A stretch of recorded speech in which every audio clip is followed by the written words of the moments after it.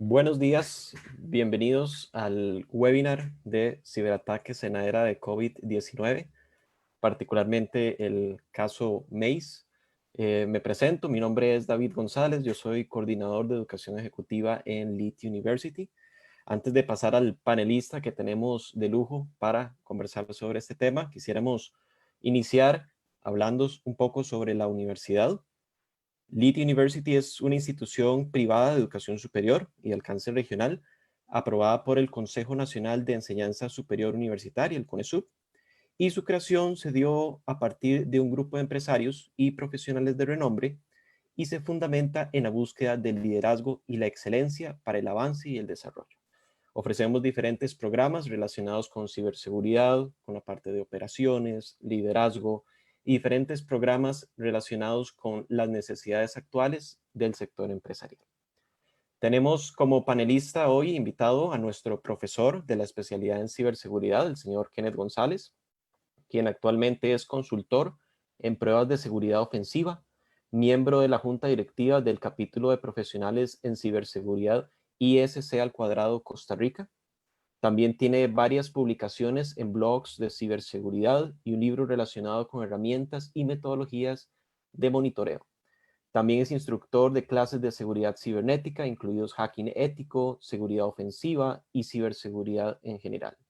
Tiene 12 años de experiencia en productos y servicios relacionados con la ciberseguridad, amenazas de seguridad, tácticas de defensa de ciberseguridad y seguridad ofensiva.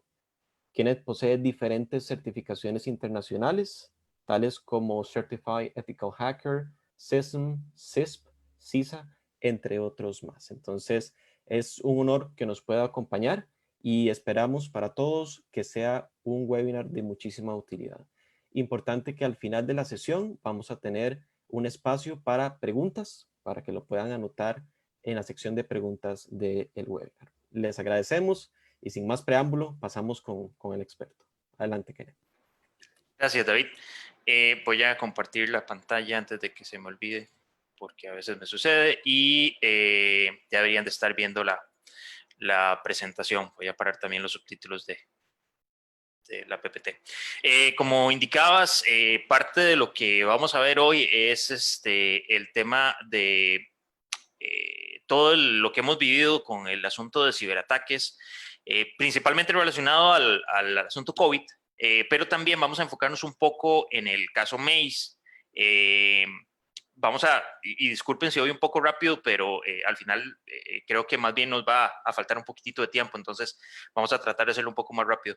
Ya David me presentó, no voy a perder mucho tiempo acá, en realidad es un gusto para mí hoy estar con ustedes y explicarles un poquito desde la perspectiva por lo menos de seguridad ofensiva, cómo vemos todo este tema de COVID-19 y cómo vemos también el tema de Maze. Obviamente hay muchos puntos de vista y hay muchas formas de entrarle a este asunto, y es muy también valioso que hagan research por parte de ustedes y puedan también entender todas las diferentes aristas desde la perspectiva legal, desde la perspectiva administrativa, desde la perspectiva de defensa. Entonces, vamos a tratar de explorar todo sintetizado, pero sí vamos a darle un poquito más de enfoque ofensivo y cómo funciona este asunto. Así vamos a distribuir la sesión de hoy. La primera parte es ver un poquito de temas de ciberseguridad básico, por qué estamos viviendo este tipo de situaciones actualmente, para después pasar ya a algo más aterrizado en lo que es COVID-19, los diferentes tipos de ataques que hemos visto y estrategias y metodologías que se han utilizado. En la parte número 3 vamos a enfocarnos en Maze, en su funcionamiento técnico detallado, y también vamos a hacer una prueba de concepto para poder determinar y para que ustedes vean en vivo cómo funciona, cómo se detecta y cómo se mitiga este tipo de ataques. Y en la parte 4 vamos a ver un poquito de recomendaciones generales y específicas para protegernos de este tipo de ataques. Vamos a hacer una sesión de preguntas y respuestas al final, y ya después terminamos para que sigan con su día. ¿Okay? Esta diapositiva es bastante curiosa porque lastimosamente seguimos dependiendo de algo bastante básico y arcaico en muchas ocasiones, y es el password o la utilización de passwords. Si bien es el método por default y preferido por muchas empresas, instituciones, organizaciones o servicios para poder dar un nivel de autenticación hacia sus usuarios, a veces no es lo correcto únicamente quedarnos con este concepto de que si mi password es seguro, ya es suficiente para proteger mi identidad en línea. Y esto lo vamos a ver mucho cuando hablemos del tema Maze, porque parte de los vectores de ataque de este grupo o de este malware, por así decirlo, tiene que ver con la utilización de credenciales o con la utilización o captura de credenciales para poder hacer una propagación del malware. Entonces es importante que, primero que todo, y la recomendación fundamental de hoy va a ser cuidemos nuestros passwords, y no solo cuidémoslos, sino que también vamos añadiendo o creemos nuevos métodos de seguridad asociados al password. Por ejemplo, un doble factor de autenticación, que vamos a verlo en las recomendaciones, un token, un código SMS que llegue aparte de su password para darle una extra layer de seguridad a cada una de sus cuentas. Pero sí quería iniciar con esto porque es bastante fundamental que si estamos utilizando passwords para proteger toda nuestra infraestructura, toda nuestra identidad en línea, estemos seguros de que esos passwords pues no son comprometidos, y si son comprometidos vayamos agregando nuevas capas de protección para que cibercriminales no tengan tanta facilidad para hacer despliegue de estos malwares y despliegue de estas cosas. ¿Okay? ¿Por qué? Y es una de las preguntas que en muchas ocasiones recibimos cuando ya sea damos clases o cuando damos algún tipo de revisión de estos temas, es por qué estamos viviendo o por qué tenemos tantos ataques. Maze es un ejemplo, pero es muy curioso porque Maze se volvió muy representativo para Costa Rica por tema de las noticias y el caso del banco que supuestamente fue afectado, pero en realidad todos los días hay nuevos malwares, todos los días hay nuevas campañas, todos los días hay nuevos ataques. La mayoría de veces no nos damos cuenta en el común de los mortales, por así decirlo, porque obviamente no estamos expuestos a esto, pero así como Maze hay N cantidad de sistemas o N cantidad de ataques y de programas maliciosos que causan igual o peor daño. ¿Okay? Entonces, ¿por qué constantemente vemos que hay una creciente o que existe un creciente número de estos ataques?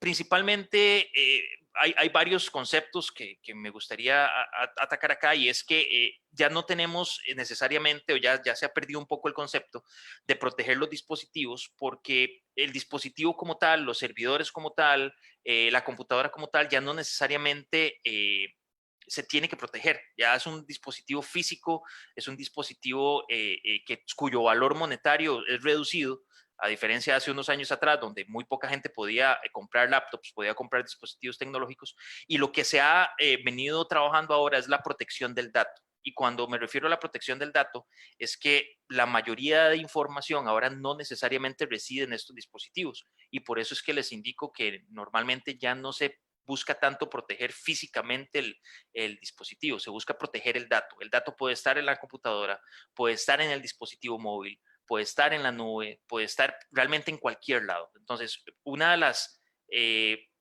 cuestiones que actualmente se está tratando de hacer, o que la mayoría de expertos en ciberseguridad tratan de hacer, es proteger el dato como tal y no necesariamente los dispositivos. Y eso representa un montón de dificultades en realidad. Ahorita vamos a explorar unas cuantas. Una de las cuestiones también importantes es que los negocios ahora son globales. Ahora el hecho de que tengamos una compañía en Costa Rica que tiene presencia web no quiere decir de que solo vamos a hacer negocios en Costa Rica.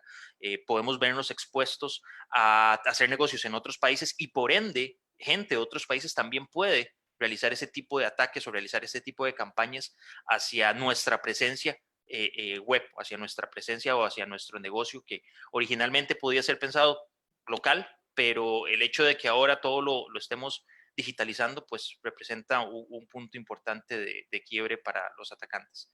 Y algo bastante curioso es la cantidad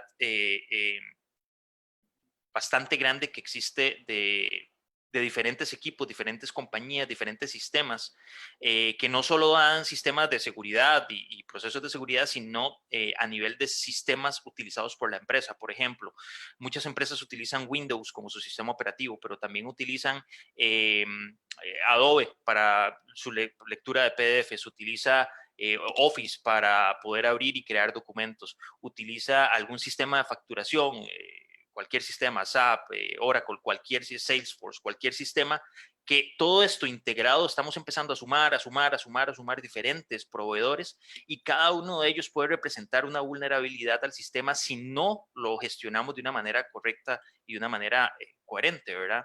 Existen diferentes tipos de amenazas a los cuales nos vamos a ver expuestos, que tratamos de sumarizarlas acá, por lo menos las principales.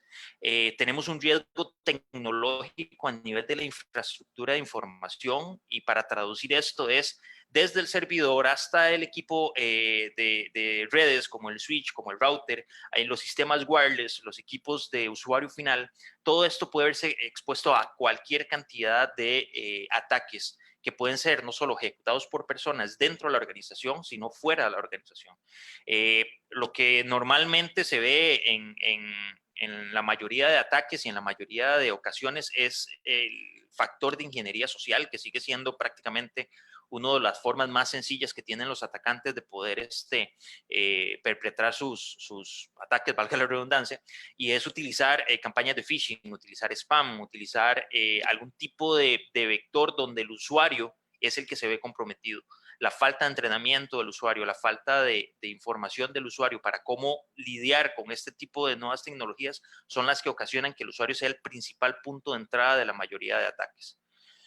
Algo que se ve también en muchas ocasiones, pero hay que tener también un poco de cuidado porque no todo es así, son los APT o los Advanced Persistent Threats. Y esto normalmente son grupos de cibercriminales o grupos de, pues, también cibercriminales, pero ya con un poquito más de financiación, ya sea por delitos o ya sea por algún tipo de actor, llámese nación o llámese algún grupo organizado, donde ellos normalmente sí desarrollan sus procesos, sí desarrollan sus malwares, sí desarrollan sus vulnerabilidades muchísimo más fuertes, muchísimo más específicas, pero esto no es lo normal. ¿Por qué no es lo normal? Porque este tipo de desarrollo va a requerir mucho esfuerzo y ahorita lo vamos a ver principalmente con Maze, va a requerir mucho esfuerzo por parte de sus desarrolladores y en muchas ocasiones son ataques dirigidos para poder ocasionar un daño específico o para poder tener algún tipo de rédito, sea monetario, sea de información, sea de datos importantes a los cuales quiero obtener de mi objetivo al cual estoy comprometiendo. Y obviamente la seguridad al usuario final, y aquí estamos hablando de cualquier usuario con acceso prácticamente a Internet que puede verse expuesto a fraudes. Eso estamos bastante, creo, conscientes y lo experimentamos bastante, principalmente cuando vemos estos temas de las cárceles donde llaman a tratar de extorsionar a la gente. Esto tiene que ver mucho también con el tema COVID. Es una de las principales cosas que hemos visto en los escenarios de ataque. El hecho de que la mayoría de gente ahorita entiende y sabe que es COVID, por ende puede verse tentada a recibir o a tratar de pues tomar información o recibir un correo con información legítima del tema COVID, abrir un documento y exponer toda su identidad en línea o exponer toda su infraestructura, aunque sea infraestructura de casa. ¿Okay? Y es uno de los temas que vamos a explorar ya ahorita.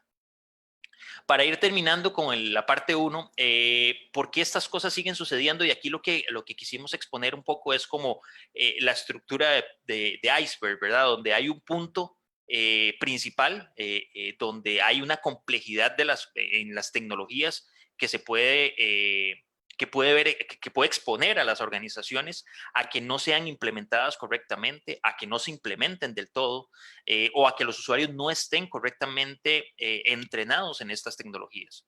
A veces pensamos que el hecho de darle una computadora a un usuario con un Word, Excel, PowerPoint, con un sistema antivirus y con un Adobe PDF es suficiente y el usuario ya debería entender qué es lo que tiene que hacer y qué no tiene que hacer. Y aunque puedan parecer tecnologías sencillas, en muchas ocasiones para muchos usuarios no lo es. Y recibir un correo puede ser una experiencia nueva para mucha gente. Y hay que dar ese tipo de acompañamiento como expertos en ciberseguridad o como profesionales en ciberseguridad para hacerle entender a la gente de que en muchas ocasiones el exponer o el generar acciones en sus computadoras puede exponer no solo sus datos, sino a toda una organización. ¿Okay? Ya después tenemos más abajo de la punta del iceberg, tenemos muchísimo más temas un poco más empresariales, por así decirlo, y es la falta de control, de la falta de documentación, la falta de plan, de la falta de procesos, una falta de cultura organizacional en temas de gobernabilidad de tecnologías y obviamente en temas de ciberseguridad. ¿Okay? Una de las cuestiones también que seguimos viendo es la parte de la falta la no existencia, de hecho, de pruebas de seguridad en estas organizaciones. En muchos casos vemos organizaciones que implementan sistemas, que implementan mecanismos y piensan que lo están haciendo bien, pero nunca ponen a prueba esos mecanismos. La forma de probarlos es cuando algo sucede, y cuando algo sucede y el mecanismo falla, pues no es una prueba porque lo estás probando en tiempo real, lo estás probando en caliente, como se dice, ¿verdad? Entonces, en muchas ocasiones nos vemos expuestos a pensar de que todo está bien en la organización, de que tenemos los sistemas correctos, de que tenemos la metodología y el proceso correcto, pero no lo ponemos nunca a prueba. Y es un tema muy curioso con ataques de ransomware que vamos a ver más adelante, porque en muchas ocasiones los ransomware actuales, por así decirlo, no solo encriptan y cifran la computadora, sino que también buscan respaldos dentro de la red o dentro de esa computadora para eliminarlos, ya que uno de los principales métodos de poder solventar el tema de ransomware es hacer respaldos de la información y de las computadoras. Entonces muchos malwares buscan estos respaldos, los eliminan y si no están correctamente asegurados y si no están correctamente creados con contraseñas, con algún tipo de protección, pues el malware o los atacantes van a poder ser exitosos en este tipo de cosas. Y una de las cosas que pues podría ser el punto final del iceberg, que insisto, es una de las cositas que menos vemos, pero igual existen, igual cuando se ven son bastante críticas, son las vulnerabilidades a nuevas tecnologías, lo que normalmente conocemos como Zero Days, que son exploits que ni siquiera el fabricante saben que existen. Esto es un grupo de personas organizadas con recursos financieros. En muchas ocasiones gobiernos son los que hacen sponsor a estos grupos porque se dedican muchísimas horas a investigar cuáles son los mecanismos de defensa y cómo poder sortear esos mecanismos de defensa sin ni siquiera hacerlos públicos a la comunidad de ciberseguridad. Esto ocasiona de que nadie sepa que existe excepto ese grupo. ¿Okay? Son los menos tipos de ataques que vemos, no porque no existan, sino porque se mantienen mucho en secreto, porque son sumamente valiosos cuando alguien tiene acceso a una computadora o tiene acceso a un sistema de información por medio de una vulnerabilidad que nadie sabe que existe, menos el que lo fabricó. Entonces, esta parte es bastante curiosa. Ahora, también para entrar ya un poquito en el tema de lo que vamos a explorar durante este webinar, es el tema de ransomware. Para aquellos que no sepan qué es un ransomware, ya lo he mencionado varias veces, es realmente un malware, un tipo de software malicioso que se dedica a cifrar o a dejar sin acceso al usuario o a la organización a datos, sea documentos, PDFs, imágenes. Muchos malwares de hecho trabajan no solo, pero muchos ransomware no solo trabajan cifrando esta información, sino también dejando sin acceso al sistema completo. La peculiaridad del ransomware es que pide un rescate, de ahí la palabra ransom. Pide un rescate que en muchas ocasiones es financiero. Entonces pide que por favor se haga un pago a una cuenta, se haga un pago a algún tipo de billetera de bitcoins o de cualquier tipo de criptomoneda, o que se haga algún tipo de acción también en algunas ocasiones. Entonces, esto es muy importante porque Maze es un tipo de ransomware que va un poquito más allá, junto con otros ransomwares que hemos visto ahorita en el mercado o en el ambiente de Internet, pero es algo de lo que vamos a explorar en las próximas slides. Otro concepto que me parece que vale muchísimo la pena que entendamos es que este tipo de ransomware o este tipo de software malicioso en muchas ocasiones entra dentro de una categoría que se llama RAS o Ransomware as a Service. ¿ok? Esto es para ir quitando también un poco el mito de que pues los cibercriminales o las personas que crean este tipo de ataques, pues lo único que quieren tal vez es causar daño y no es así. En muchas ocasiones lo que quieren es generar un rédito financiero o algún tipo de ventaja competitiva. Esto es un ejemplo de varios ransomware as a service, y cuando digo ransomware as a service es algo tan sencillo como que ustedes puedan entrar a alguna página web. Obviamente eso no es así, pues tienen que entrar a ciertos foros y ciertos lugares para poder encontrar estas comunidades. Tienen que en muchas ocasiones ser aprobados, pasar por un screening para poder acceder a este tipo de información, y pueden tratar o pueden comprar el uso de ransomware por una tarifa mensual, por una tarifa fija. Por ejemplo, en muchas ocasiones varios investigadores internacionales han analizado de que comprar un ransomware que pueda afectar no sé, 50 o 100 computadoras tiene un valor de $40 al mes. Esto también tiene diferentes modelos donde el ransomware se vuelve gratis, pero por cada persona u organización que pague al dueño de ese ransomware, se dividen las ganancias. Entonces, hay muchos modelos de cómo la gente o cómo los cibercriminales están ahorita tratando de monetizar sus servicios. No todo el mundo puede generar ransomware, no es algo tan sencillo. Se necesita un poquito de expertise, especialmente ransomwares tan interesantes como el que vamos a explorar ahorita, Maze. Se necesita un poquito de trabajo previo y mucho empeño en ocasiones, y los cibercriminales tratan de poner eso a forma de que cualquier persona lo pueda conseguir y lo pueda obtener. Entonces, este es un tipo muy interesante de estrategia que se está utilizando actualmente. ¿Okay? Este es simplemente un diagrama de más o menos cómo funciona la estructura de los ransomware operators, ¿verdad? Entonces, este es un poquito el que nos interesa, donde tenemos diferentes formas o diferentes estructuras de cómo poder distribuir el ransomware. El operador, que es el que crea o el que gestiona como tal el ransomware, va a tener diferentes subsidiarias, por así decirlo. Estas subsidiarias compran un acceso y son las que al final entregan o gestionan la entrega de ese ransomware hacia las víctimas. Cada una de estas víctimas pues va a pagar o va a sufrir algún tipo de consecuencia, y tanto el operador como las subsidiarias, por así decirlo, van a verse beneficiadas. Entonces, como ven, lo importante acá no necesariamente es entender el detalle técnico de esto, sino ver la estructura organizacional que tienen estas entidades o estos grupos. Estamos hablando de organizaciones fuertes, de organizaciones con soporte técnico 24/7 en muchas ocasiones, y vamos a verlo ahora en el tema Maze. Y no es ya el concepto viejo, que es sumamente viejo, y tenemos que irnos quitando eso de la cabeza, de 3 personas, 2 personas en un sótano tratando de hacer código y viendo a ver cómo podemos generar algún tipo de afectación a una organización solo porque sí. Ya este concepto de cibercriminales, ya son criminales reales y organizados que pues tienen una estructura formal y suficientemente robusta para poder soportar este tipo de campañas.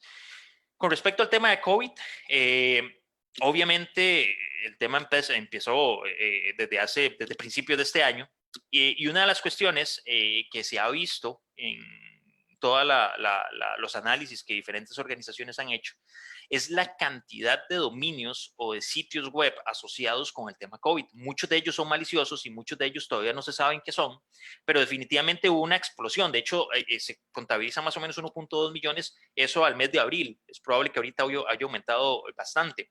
¿Esto qué quiere decir? De hecho, muchos de esos sitios, cuando se analizan, se identifica que más o menos el 80% de este 1.2 millones tiene que ver con entrega de malware. ¿Okay? Entonces, estamos hablando de casi una tormenta perfecta. ¿Por qué? Porque estamos analizando de que hay muchísimos factores que están convergiendo en uno solo. Y es, por ejemplo, COVID es un tema topic, es un trending topic. Todo el mundo sabe que es COVID, todo el mundo entiende que es COVID, todo el mundo quiere saber más de qué es COVID. Todos en la mayoría de ocasiones nos sentamos enfrente del televisor a las 12:30 para ver las conferencias de prensa y ver qué ha sucedido con respecto al tema COVID.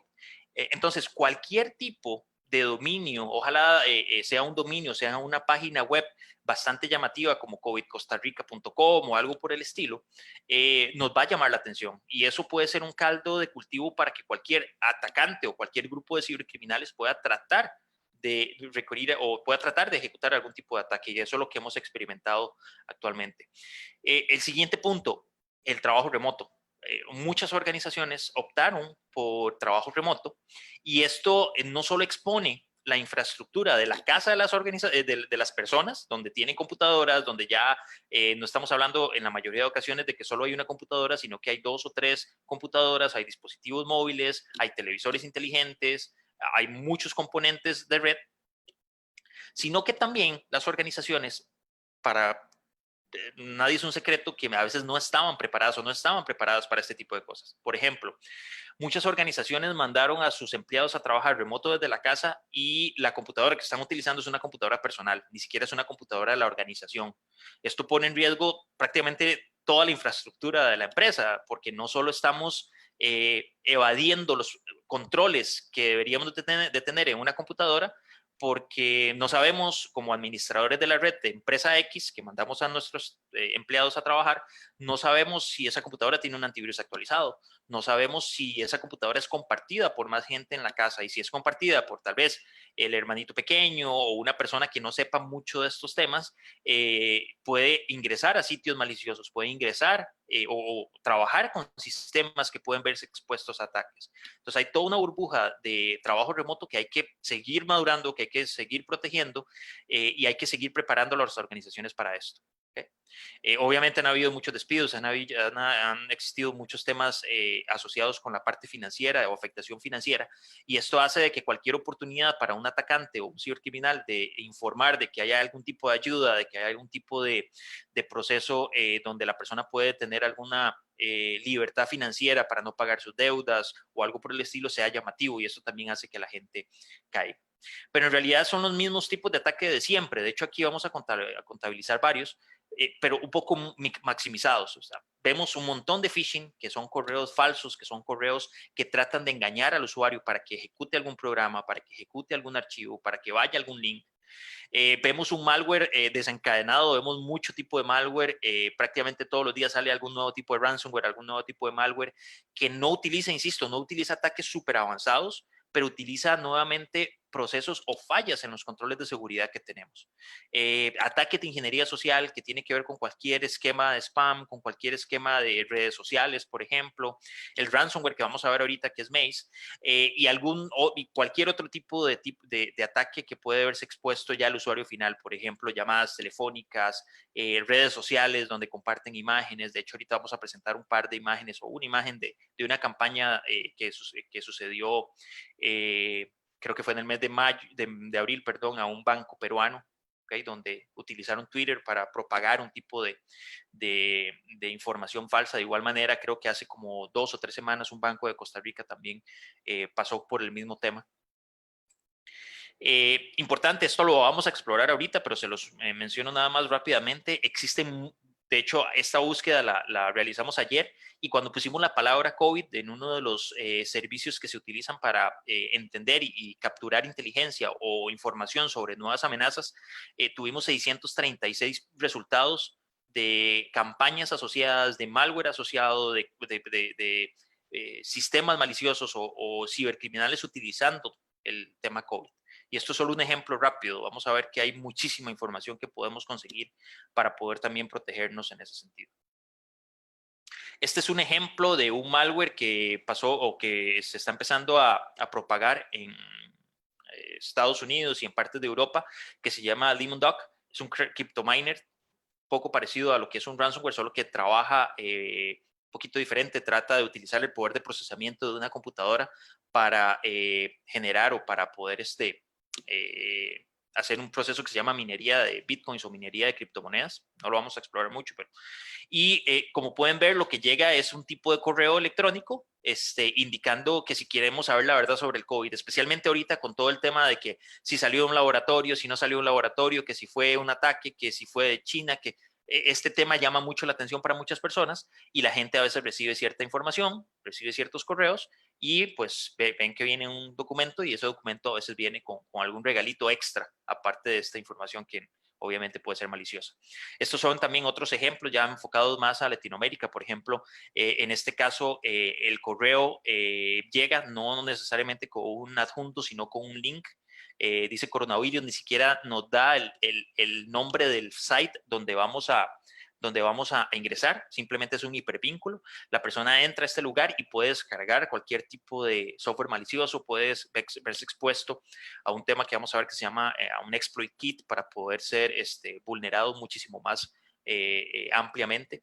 Este es el ejemplo que les decía. Este es un banco o una entidad financiera peruana que se vio expuesto a una campaña de difamación o una campaña de falsas noticias en Twitter. Un banco costarricense también le pasó eso hace como una semana y media.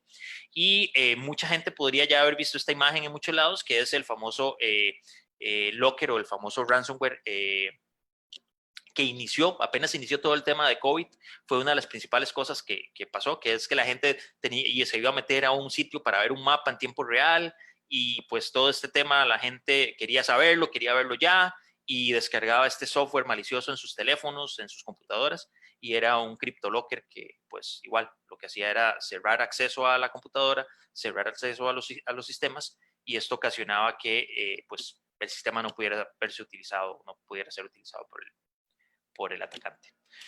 Ahora, detalles del tema Maze, ya para ir aterrizando un poquito más a algo y al demo que vamos a hacer dentro de unos minutos. Esto no es un tema de Costa Rica, obviamente, esto no es un tema de que solo una o dos o tres entidades financieras se vieron expuestas, esto es un tema global. A FireEye, que es una de las compañías más grandes y con uno de los sistemas de seguridad más potentes que existe en el mundo, generó varios documentos o ha generado varios estudios de los cuales les recomiendo y les pongo un link también para que si quieren saber más información sobre el tema Maze puedan ver un webinar que ellos tuvieron hace más o menos 2 meses. Ellos ponen estas estadísticas donde más o menos se estructuran donde se ha visto más la presencia de Maze y qué tipo de industrias son las que más han atacado. De hecho, la parte de Business y Professional Service fue bastante atacada y ahorita vamos a ver un par de casos. Cognizant, que es uno de los principales proveedores de servicios de tecnología de información del mundo, fue expuesto o se vio atacado por ese tipo de ransomware. La semana pasada salió una noticia de que uno de los principales contractors del gobierno de Estados Unidos en temas de mantenimiento y gestión de silos y de centrales o lugares donde tienen bombas nucleares, se vio expuesto también a este tipo de malware. Pero esto simplemente para darles una vista de que Maze no es algo que solo nos afectó a nosotros o es algo de que solo se focalizó en Costa Rica. Es una tendencia y es un tipo de ataque que está siendo bastante utilizado por organizaciones y en este caso por el grupo Maze. ¿Okay? Detalles curiosos del tema Maze. El primero es que no es algo tampoco nuevo. La primera vez que se detectó fue en 2019, en mayo. De hecho, en su momento se le llamaba el Chacha Ransomware. ¿Por qué el Chacha Ransomware? No por el baile necesariamente, sino porque utilizaba un tipo de cifrado bastante robusto que se llama Chacha, que es bastante difícil de craquear. Entonces, en muchas ocasiones, pues, herramientas gratuitas que permitan descifrar todo el contenido cifrado va a ser difícil de conseguir o prácticamente por el momento no existen. Se dice que muchos cibercriminales o muchos grupos pueden comprar acceso a Maze, esto para asociarlo con el tema de ransomware as a service. Existen programas de afiliación, programas de reclutamiento de organizaciones y de personas que quieran participar en el tema de Maze. Esto lo expone muy bien el webinar que les comentaba de FireEye o de Mandiant, que es la compañía dueña de FireEye. Tienen una peculiaridad que no es nueva, no es únicamente exclusivo para Maze, y son los movimientos laterales. O sea, esto no solo va a causar que se encifren los datos de una organización, sino que va a tratar de expandirse por toda la red y encontrar información de esa red. Va a ser todo un procedimiento, por así decirlo, de cyber kill chain, que más adelante lo vamos a ver rápidamente explicado, donde va a tratar no solo de cifrar datos, sino de exfiltrar datos, en otras palabras, descargar datos, que es lo que nos hemos visto expuesto, donde supuestamente hay algún tipo de información confidencial que ellos descargan como grupo y la hacen pública para que la gente pueda acceder a esto.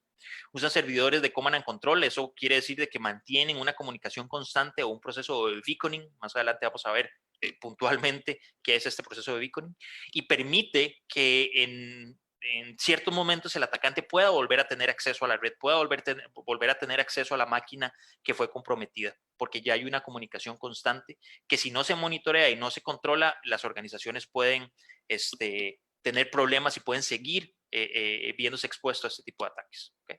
Y obviamente publican información en sitios públicos que son mantenidos por ellos. También vamos a ver un sitio público de Maze. ¿Okay? Estos son detalles un poquito más técnicos para aquellos que les gusta entender esta parte. Inicialmente utilizaban un exploit kit que se llamaba Fallout, pero ya cambiaron y entre 2009, a finales de 2009, perdón, empezaron a utilizar dos tipos de exploit kit, perdón, que se llaman Spevelo, y Fallout. Estos dos exploit kit lo que permiten es hacer una entrega total del malware, o sea, no es solo un pedacito de ransomware que va a cifrar todo, sino que hay todo un proceso detrás de esta estructura del ransomware que permite al atacante seguir teniendo acceso remoto a los sistemas, que permite seguir ampliando el ataque ya una vez entregado el paquete inicial, por así decirlo. Entonces, esto es importante también que lo tengamos presente. Y esto es lo que les comentaba de más o menos cuál es la estructura que sigue Maze en el momento que compromete un sistema o en el momento que compromete una organización. Hay un proceso inicial de acceso. ¿Cómo se da este proceso inicial de acceso? Como lo vimos anteriormente, es bastante común. Campañas de ingeniería social, campañas de phishing, pero también utilizan credenciales, ya sea porque las capturaron de alguna manera con estos campañas de phishing o porque alguien no protege muy bien sus passwords y tratan de ingresar a sistemas públicos. Por ejemplo, muchas organizaciones ahorita publican sistemas de acceso remoto, VPNs, una cuestión que se llama RDP, que es Remote Desktop Protocol, para que se pueda acceder remotamente desde cualquier parte del mundo a un ambiente interno de una organización. Y si no protegemos bien nuestros passwords, si no incorporamos medidas de protecciones adicionales como factores de autenticación múltiples, organizaciones como estas pueden comprometer nuestras credenciales y, por medio de ese acceso, empezar a propagar un malware. Entonces, como ven, no es ciencia de cohetes en realidad. Nuevamente, es el no proteger nuestra información que se supone confidencial, permite a muchas organizaciones poder exponer a toda una empresa o poder exponer a toda una organización a este tipo de ataques. Hace un proceso de reconocimiento. Él no solo va a tratar de descifrar los datos como lo vimos, sino que va a buscar qué información tiene su computadora, buscar qué información hay en la red, buscar qué otros lugares puede seguir infectando y en qué otros lugares puede propagarse.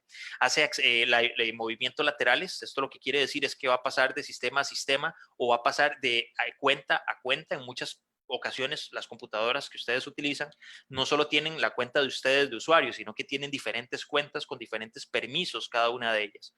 En muchas ocasiones trata de validar que otras cuentas existen en sus computadoras que también puedan existir en otras computadoras dentro de la red.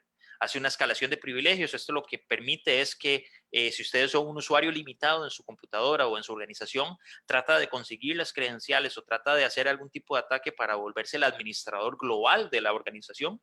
Y obviamente, por último, genera un punto de persistencia. Y esto es que sin necesidad de volver a hacer paso 1, 2, 3 y 4, el atacante va a tener un acceso rápido, fácil y útil para el sistema comprometido por medio de la instalación de un backdoor, por medio de la creación de una nueva cuenta que permita al atacante volver nuevamente al sistema comprometido. ¿Okay? Esto era lo que les comentaba. Acá abajo está el link del webinar que les recomiendo, del webcast de Mandiant, donde expone es una investigación bastante curiosa porque ven el tema Maze no como un solo grupo, sino como un ransomware as a service, donde diferentes grupos pueden adquirir acceso. De hecho, me pareció curioso estos dos temas donde exponen primero que todo la necesidad de profesionales en el área de pentesters, de hackers éticos, para que puedan apoyar en sus operaciones de propagación del malware. Y obviamente también, según Mandiant, exponen un esquema de pagos, un esquema de división de porcentajes en términos de las ganancias, que es bastante curioso. Obviamente este tipo de investigaciones lo hacen expertos que tienen o se hacen pasar por entes maliciosos que tratan de obtener este tipo de información. ¿Okay? Ahora bien, ya para ir terminando la parte puntual de la presentación y no aburrirlos tanto, ya ir a la parte interesante del demo, estos son 4 ejemplos de lo que fueron ya ataques conocidos y confirmados por estas organizaciones en Maze o con el Maze Ransomware. Cognizant, como les contaba, es una organización de tecnología de información que se vio pues atacada hace más o menos como un mes. Southwire fue a finales del 2019. El estado de Pensacola en Florida también se vio afectada y esta de Westech International es la que les comentaba hace unos minutos del tema de el contractor del gobierno de Estados Unidos. ¿Okay? Par de cosas interesantes que vamos a hacer en el demo. Inicialmente vamos a analizar el tema de Maze. De hecho, este link ustedes lo pueden acceder sin ningún tipo de problema a este link y pueden analizar más o menos lo que hace un sistema sandboxing, que en palabras sencillas es una computadora virtualizada donde se ejecuta un malware o donde se ejecuta algo y se analiza cuál es el comportamiento. En este caso estamos ejecutando este archivo y este archivo fue catalogado como Maze Ransomware. Y es bastante curioso porque empezamos a ver ciertos indicadores de compromiso donde dice de que, por ejemplo, este archivo, una vez ejecutado en una computadora, puede ocasionar robo de información o puede ocasionar cifrado de información. De hecho, vean, acá dice que es ransomware banking y nos pone también la información de que existe o hace un proceso de borrado de ciertos archivos, en este caso el shadow copy, que para los que saben un poquitito es un sistema de copiado automático de archivos en Windows, por así decirlo. Nos dice también que pues ya es identificado por muchos sistemas antivirus, ¿verdad? Y que hay, por ejemplo, ciertos indicadores sospechosos de que trata de hacer algún tipo de obtener información del sistema, obtener datos de qué nombre tiene la computadora, qué sistema operativo tiene, cuál es la estructura de los archivos. Okay. Cierta información que puede ser de bastante utilidad para el atacante.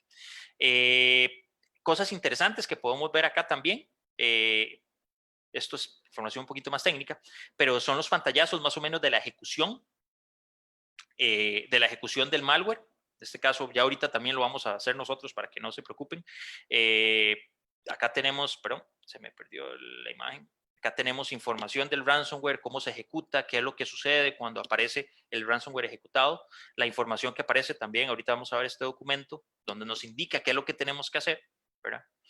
Y algo bastante curioso es la comunicación que hace. En este caso va a 2 IPs o este malware específico, este sample o esta muestra específica va a ir a comunicarse a un par de IPs en Rusia. ¿Okay? Por eso se dice que tiene que ver con grupos rusos y demás. Esto no está del todo confirmado porque obviamente hay formas muy sencillas de poder enmascarar la información de donde yo voy a comunicarme como atacante para hacer pensar de que es un grupo de tal, de X o Y, Z sector. ¿Okay? Una de las cuestiones que vamos a hacer es una demostración en nuestro ambiente de pruebas. Igual, en caso de que no salga, puse las diapositivas en el PowerPoint con la demostración real que hicimos, porque bueno, siempre hay que tener en cuenta de que en algunas ocasiones los demos en vivo fallan, ¿verdad? Lo que vamos a hacer entonces es una ejecución de un proceso de Maze utilizando un sample que se descargó recientemente. No es el único sample, no es la única muestra que existen muchísimas muestras más donde, por ejemplo, hay comunicaciones a diferentes IPs, no necesariamente la IP que vamos a ver a continuación. ¿Okay? Este es un sistema Windows. Es un sistema que obviamente por el tema de la demostración no tenemos acceso a Internet. Está aislado totalmente tanto de Internet como de la red interna de esta organización ficticia. Un ejemplo que pusimos acá es un archivo en el desktop donde dice esto, ¿verdad? Hello from Dit. Lo podemos leer, lo podemos modificar, podemos poner más datos, ¿verdad? Podemos poner muchísimas más cosas y podemos, como cualquier otro archivo, podemos trabajarlo sin ningún tipo de problema. Cosas interesantes, obviamente esto es un sistema de prueba, pero como sistema de prueba tenemos, digamos, su sistema de protección básico que es Windows Defender. En algunas ocasiones funciona bastante bien, pero con este malware específico pues no es detectado. Entonces hay que utilizar otros sistemas tal vez un poquito más robustos o un poquito más pues potentes para que detecten este malware. ¿Okay? Al ser esto una demostración, no estamos demostrando necesariamente el proceso normal de la infectación de un malware. Esto es la muestra que tenemos y la vamos pues, a extraer. Es una muestra, de hecho, que se puede bajar libremente en Internet para que ustedes hagan sus pruebas. No se los recomiendo si no tienen conocimiento de este tipo de temas porque pueden, insisto, pueden verse expuestos a la propagación real de este malware. Así que hay que tener mucho cuidado con este tipo de pruebas y demostraciones. Y como ven, en el momento que lo extraemos, él crea un archivo o se extrae un archivo que se llama wordudp.bin. ¿Okay?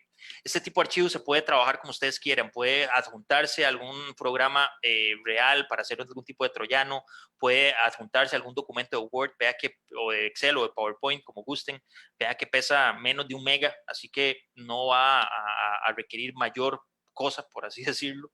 Pero en el proceso de ejecución, lo que vamos a hacer es algo medianamente sencillo, que es ejecutarlo desde línea de comando para que ustedes vean su ejecución. Entonces, el archivo se llama Word UDP y lo que hacemos simplemente es ejecutarlo. No pasa nada, de hecho puedo seguir utilizando mi computadora, el archivo pues al parecer, no sé, no se ejecutó o yo como usuario final no veo nada que sucede hasta dentro de un ratito. Dentro de un ratito lo que va a aparecer es lo que vimos en las imágenes del análisis del sandboxing. Vamos a ver una pantalla negra, como esta que está sucediendo actualmente. Vamos a ver un archivo que se llama Decrypt Files y vean que el icono de nuestro Super Secure File acaba de cambiar y la extensión también. Ahora es IFYAECU. ¿Okay? Vemos ya el mensaje donde nos dice de que pues sí, vemos, pues nos cifraron la computadora, ¿verdad?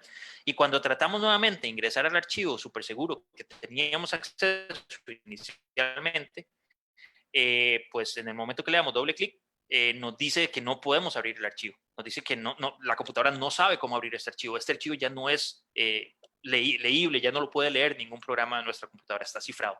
De hecho, si nos vamos a, por ejemplo, Pictures, vamos a ver de que igual, aunque no tenga ni un solo dato dentro de esta carpeta, nos dice que ya hay algo cifrado. Nos dice que todo lo que está en esta carpeta está cifrado. Podemos irnos a Local Disk y vamos a ver que otros documentos tal vez dentro de Program Files pueden verse cifrados como el Common File, System, hay algunos temillas por ahí.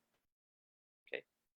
Entonces, prácticamente toda la estructura de nuestra computadora ya fue vulnerada. Ahora bien, ¿qué sucede? Vamos a irnos a nuestro otro sistema de prueba. Acá lo que quiero mostrarles es más o menos cómo funciona el proceso de detección, cómo funciona, un segundo para ingresar, cómo funciona el proceso también de comprobación de la información ya conectados a la red Tor para ver los datos de este tipo de ataque o de maze. ¿Okay? Entonces, en este caso voy a ingresar rápidamente al firewall.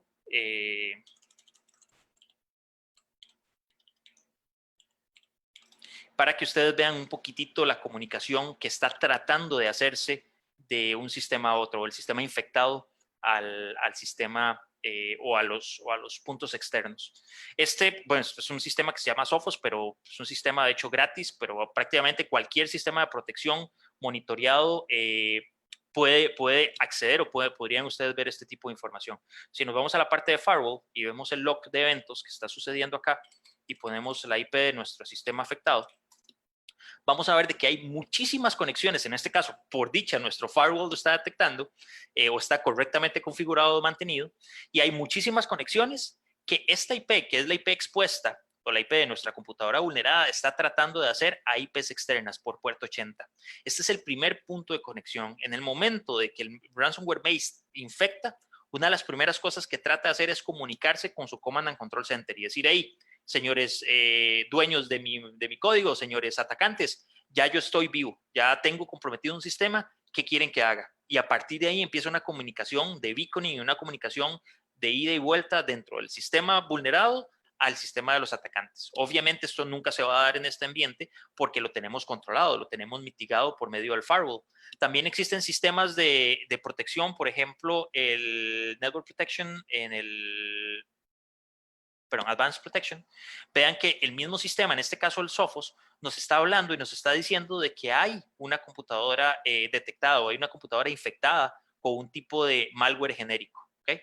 De hecho, este tipo de accesos es cuando el usuario trata de ingresar a la página mazedecrypt.top o al mazedecrypt.top con www, porque también estas páginas son catalogadas como páginas maliciosas. ¿Okay? Ahorita vamos a ver de dónde sacan estos sistemas de protección toda esta información. Pero una de las cosas que ya les quiero, para terminar esta parte del demo, les quiero terminar de mostrar es cómo se ve el tema de Maze dentro de la red Tor. Tenemos este archivo que es el mismo archivo que pues tenemos en la máquina infectada, donde nos dice qué tenemos que hacer, qué procedimiento tenemos que realizar para descifrar nuestros archivos. Y una de las cosas curiosas es que a la hora de ingresar a este link, que es un link de la red Tor, entramos aquí a Tor, le damos Enter. Él nos va a llevar a una página pública, obviamente tenemos que estar conectados a la red Tor para poder acceder a esto. Vean que no es un .com común y corriente, es un .onion y tiene unas cositas extrañas.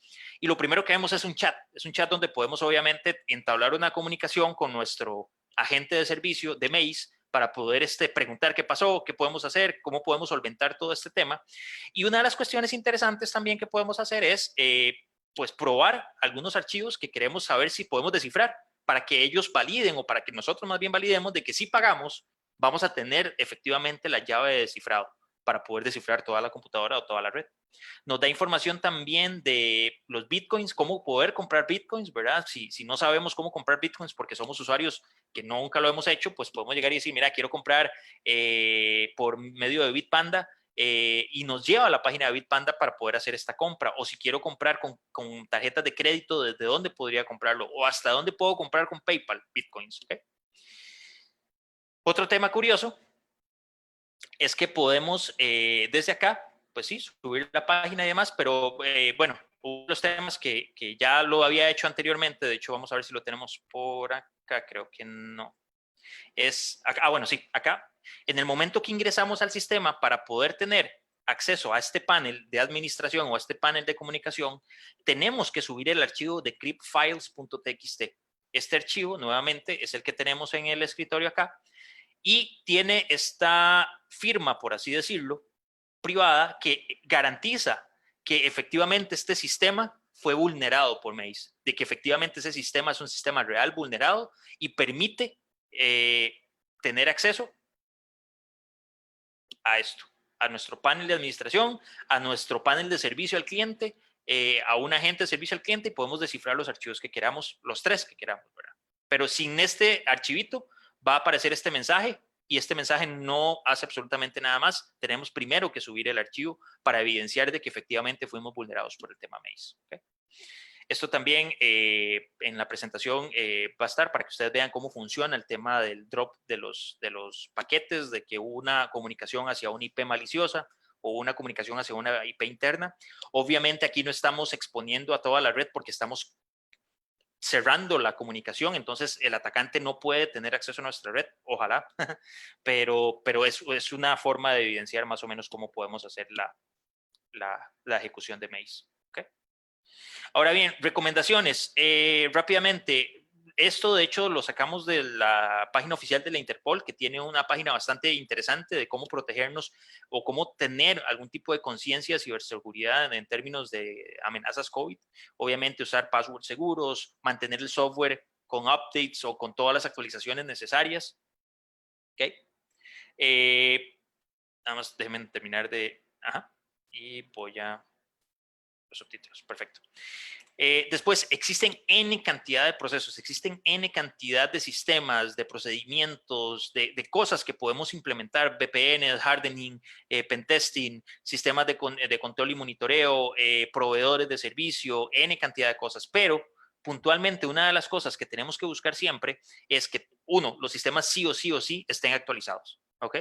Por lo menos los sistemas críticos, ¿ok? Hay todo un proceso estructurado de gestión de actualizaciones, de gestión de cambios y gestión y control de cambios que debería ser implementado en nuestras organizaciones. Mejora de los procesos de doble factor de autenticación o uso de estos procesos, que no solo dependamos de un password. ¿Okay? Este proceso, por ejemplo, el sistema pudo haberse expuesto no porque el usuario descargó un archivo y lo ejecutó, sino porque alguien tuvo acceso a un panel de administración global de una organización porque el password era password 123 o porque el password ya de alguna u otra manera lo consiguieron por un ataque de ingeniería social. Y si no tenemos un doble factor de autenticación que nos pida un código secundario cuando algo va a suceder, pues estamos cayendo en varios problemas acá. Okay. Un plan de respuesta a incidentes es muy importante. El proceso formal de respuesta a incidentes, ahorita vamos a ver algún ejemplo. Utilización de indicadores de compromiso, bastante interesante. Ahorita vamos a ver dónde podemos conseguir esos indicadores de compromiso. Sistemas de monitoreo y control tipo SIEM, tipo SOARs. Ahorita vamos a ver de qué tratan. Respaldos, y no solo generar respaldos, sino asegurar los respaldos. Eliminar los respaldos de la computadora. No tiene sentido hacer un respaldo de todos sus archivos en su misma computadora, ¿verdad? A veces es bueno sacarlos de la computadora y ojalá hasta del mismo lugar físico o virtual donde esté su red. ¿Okay? Cosas que normalmente las organizaciones a veces utilizan. Esto es una metodología bastante, digamos, propia, así que no lo van a encontrar necesariamente en muchos lados, pero es parte de cómo ustedes podrían trabajar este asunto. Ya algo que casi no se usa, que es muy old school, es utilizar humanos. En realidad estamos viendo muchísima información, tenemos muchos sistemas, tenemos muchos puntos de acceso y un grupo de humanos a veces se vuelve insuficiente. Por ende, se han utilizado tecnologías como sistemas SIEM, sistemas que utilizan Threat Intelligence, sistemas que utilizan información de la comunidad para monitorear y controlar todos los accesos y todos los sistemas a los cuales la organización está expuesta. Y para dónde vamos es la utilización de sistemas tipo SOARs, tipo inteligencia artificial o machine learning que pueden hacer y ejecutar acciones cuando se detecte algún tipo de amenaza inmediatamente sin necesidad de que un humano lo haga. Obviamente el humano puede interactuar y puede aprobar estos cambios y demás, pero es parte de lo que se ha venido implementando en muchas organizaciones actualmente. Esto que está acá es una postura o una sugerencia de algún plan de respuesta a incidentes que es muy importante que existan las organizaciones. Debe ser un proceso formal, debe ser un proceso estructurado que por lo menos valide con todas las partes asociadas pues la posible afectación de esto o no. Entonces se los dejo por acá para que también lo inspeccionen y lo analicen un poquitito. Perdón que vaya rápido, pero ya estoy llegando al límite de la hora y no hemos tenido ni chance de respuestas. Y para ir terminando, ya la parte de recursos, desde estos lugares, por ejemplo, pueden encontrar información muy útil y bastante valiosa de sistemas o de indicadores de compromiso. Por ejemplo, desde esta página que se llama Alienbolt, es un sistema gratuito que permite, por ejemplo, tener información, en este caso del NetWalker, vean que sucedió hace 4 horas, a la gente está incorporando información de posibles indicadores de compromiso, de números de hash que se pueden ser utilizados, de IPs en algunas ocasiones, de URLs, que todo esto debe ser bloqueado desde nuestros sistemas de protección. A veces no se ocupa el sistema de protección último, a veces es simplemente saber dónde están los datos.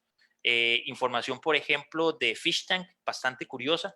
Es también una página que nos permite encontrar información de lugares o de URLs que están catalogadas como phishing para que en el momento de que un usuario trate de ingresar a este URL porque recibió un correo, pues el sistema de protección lo bloquee de una manera automatizada, ¿verdad? Obviamente hay sistemas empresariales y sistemas de pago que hacen todo este proceso de una manera automática, van y extraen esta información una vez cada minuto, una vez cada hora, la actualizan y protegen nuestro sistema de una manera más íntegra, pero también no quiere decir de que si no tenemos acceso económico a este tipo de herramientas no lo podamos hacer nosotros de manera manual.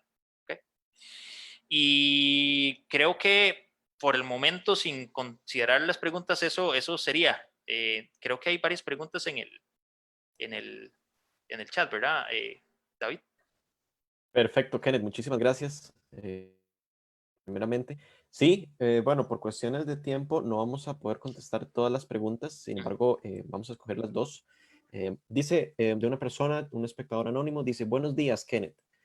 ¿Está nuestro sector público preparado para mitigar y contener un ataque de este tipo? Ajá. Vamos a ver, aquí hay que tener mucho cuidado. Por ejemplo, yo no trabajo en el sector público. No he tenido clientes del sector público costarricense. creo que es una pregunta que debería enfocarse mucho a, obviamente, los expertos que trabajan en el sector público. ¿Qué es lo que hemos visto? Independientemente de las estructuras, de los procesos y de las formas que tengan las organizaciones de protegerse, siempre están expuestas. Siempre van a haber ataques, siempre va a haber, si tenés algún tipo de superficie en Internet, algún punto de entrada en Internet, las organizaciones van a estar expuestas a los ataques. Ahora, más allá de si estás expuesto o no, es cuáles son los mecanismos adecuados que tenés para mitigar esos ataques. Existen muchas formas, existen muchos mecanismos, muchos sistemas que son efectivos ante los ataques. Podría decir, de hecho, de que un 80-90% de los ataques son mitigados con estos sistemas, pero puede que haya un 10 o 5% que a veces no. ¿Okay? Si está o no está preparado el sector público, creo que no tenemos información puntual para decirlo, porque no hay ningún tipo de estudio por el momento que nos diga cuáles son los sistemas, cuáles son los procesos. Sería especular, pero independientemente de esto, siempre hay que estar preparados. O sea, es un proceso cíclico. No basta con poner el firewall y decir, ya listo, ya estamos preparados y hasta aquí seguridad. No, es un proceso cíclico que todos los días hay que ir mejorando. Como ven, en la última actualización de ransomware fue hace 4 horas. Si el sistema no está preparado para extraer esa información, implementarla en el sistema de seguridad y mitigarla, pues no estamos preparados. Pero sí tendríamos que analizarlo de una perspectiva muchísimo más amplia para saber y poder decir concretamente si el sector público está o no está preparado. Perfecto, muchas gracias. María Eugenia Díaz pregunta, buenos días, ¿cuál sería el tratamiento adecuado para ambientes independientes a redes empresariales? Uh -huh. Esto considerando el trabajo en casa. Normalmente, y hay un concepto que a mí me gusta mencionar bastante porque es bastante pegajoso, ¿verdad? Y es la higiene tecnológica. Y es que si bien en muchas ocasiones, pues las organizaciones protegen sus equipos con muchos sistemas de seguridad y además, en las casas a veces no. Yo creo que como punto básico es, uno, contraseña nuevamente, ¿verdad? Que la contraseña ojalá de su computadora, de su router, de su punto de acceso a internet no sea admin, no sea 1, 2, 3, 4, sino que sea una contraseña bastante robusta, sea una contraseña bastante interesante. A veces es complejo porque es que a mí se me olvidan, es que para eso ya existen sistemas que pueden gestionarlas de una manera un poco segura. Después, actualizar los sistemas. O sea, en muchas ocasiones pensamos de que, no, yo no actualizo Windows porque ya, si lo actualizo se me va la licencia, ¿verdad? O como no tengo licencia Pro, de ahí no puedo actualizarlo, pero es muy importante actualizar los sistemas. Ayer salió una vulnerabilidad nueva, bueno, nueva entre comillas, se llama SMB Fleet, que ya Microsoft la parchó. Ya Microsoft generó una actualización para esto, pero si no aplicamos esa actualización, pues nos vemos expuesta a esa vulnerabilidad que es bastante compleja y crítica. Y por último, dentro de la lista de los top 3, ¿verdad? Hay N cantidad de cosas más que podemos hacer. Un sistema antivirus o un sistema de protección bastante robusto, que ahorita por dicha hay sistemas gratis que pues hay que hacer una comparación, sistemas gratis y sistemas pago, pues este no es el tema del webinar, pero por lo menos algún sistema antivirus que me proteja de este tipo de amenazas, que me proteja y corte las comunicaciones extrañas a lugares y a sistemas web que no están correctamente valorados por la comunidad o correctamente valorados por sistemas de protección. Perfecto, excelente, Kenneth, muchísimas gracias. Aquí tenemos la última pregunta que dice Gonzalo Gómez. Buenos días. ¿Qué recomendaciones se pueden hacer para los operadores públicos y privados de telecomunicaciones? La pregunta un poco más específica. Sí, vamos a ver. Aquí tal vez no hay que hacer esa diferenciación entre público y privado. Todos nos vemos expuestos, tanto el sector público y el sector privado. Las diferenciaciones que hay a veces es, pues mira, que tal vez el sector privado tiene mayor posibilidad financiera para hacer inversiones en este estilo, en este tema de ciberseguridad. Podría ser que sí, dependiendo de la organización que estemos hablando, pero las recomendaciones siguen siendo las mismas. Importante, a nivel empresarial, la expertise, la gente, hay muy poca gente en realidad en el mercado de ciberseguridad, principalmente en Latinoamérica. Hay puestos vacantes en temas de ciberseguridad. La gente tiene que especializarse en ciberseguridad para poder optar o para poder empezar a mitigar este tipo de ataques con tecnologías de punta o con procesos que tal vez no requieren esa tecnología de punta, pero pues son procesos básicos. Si ustedes ven, no hicimos, o parte en lo que hablamos hoy, no vimos un ataque avanzado donde teníamos que programar y donde teníamos que hacer un ataque de día cero. No, es un correo electrónico que llega con un link y el usuario entró. Pero si no tenemos la gente correcta en nuestras organizaciones para poder mitigar este tipo de ataques simples, pues empezamos con problemas, ¿verdad? Entonces, si hay un punto álgido ahí de profesionales en el tema de ciberseguridad, hay un faltante. Entonces, especialicémonos, los que nos gusta el tema de ciberseguridad, especialicémonos en estos temas para poder apoyar a estas organizaciones. Y luego, ya una vez que estás dentro de la organización, o ya una vez que la organización tiene sus especialistas, podemos empezar a implementar este tipo de sistemas y metodologías y procesos y frameworks que son estándares que nos van a dar por lo menos una guía inicial en el proceso de seguridad. Ya después existen sistemas, por ejemplo, de threat intelligence que nos dan información en tiempo real de análisis, sandboxing, sinkholes. Existen muchos sistemas y muchos tipos de sabores que podemos empezar a implementar en las organizaciones, pero yo creo que el punto básico es por lo menos que los profesionales del lado de estas organizaciones entiendan qué es lo que tienen que hacer para poder mitigar ese tipo de ataques antes de empezar simplemente a implementar cosas o a adquirir productos o servicios solo porque sí. Tiene que haber un entendimiento. Perfecto, muchísimas gracias. Bueno, quisiéramos agradecer primeramente a Kenneth, que fue nuestro experto el día de hoy, sobre un tema tan importante como lo son los ciberataques, específicamente el caso Maze. Entonces le agradecemos. Kenneth también es profesor de nuestra especialidad en ciberseguridad, que estaría iniciando próximamente en octubre, el 21 de octubre para ser exactos.